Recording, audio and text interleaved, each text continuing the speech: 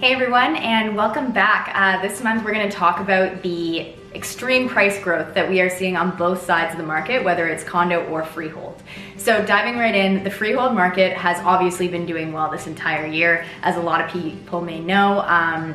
In 2020, we saw tremendous price growth, and in 2021, we're seeing the exact same thing. There is not very much inventory out there, and there's become quite a buyer frenzy going on, especially in areas in the East End like Leslieville, and in the West End like Little Italy, Little Portugal, Roncesvalles. Those areas are exploding right now. I've been in a couple offer nights where there's been over 30 offers that have come to the table for homes that need either to be completely torn down or need to be gutted. So just not enough inventory out there, and therefore a lot of people are really going crazy and just spending outrageous dollars.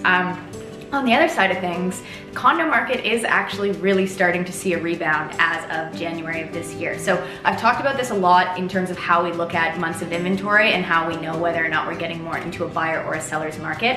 As of January, the months of inventory for condos in the CO1, so that's downtown Toronto, dropped to 1.65 months of inventory. So to give you some context, back in February of 2020, when the market was at its height, we were at 1.1 months of inventory.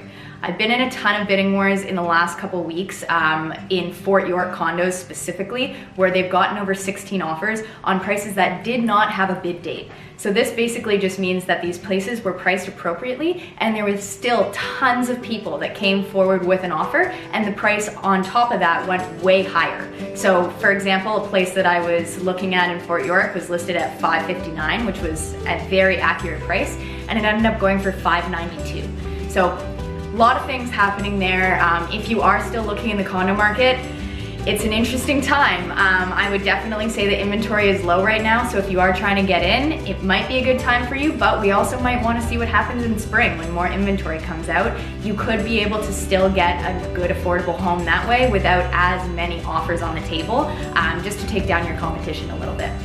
The other thing that we're seeing is that throughout the GTA, home prices are exploding. So this is because as the condo and the freehold gap in Toronto gets further and further apart, people need to decide where they want to be. Do they still really want that house, or are they okay with living in a condo? If they're okay with living in a condo, that's where these buyers are coming from. They're saying, okay, well, COVID's almost over. I still want to live in a condo. I still want to live downtown.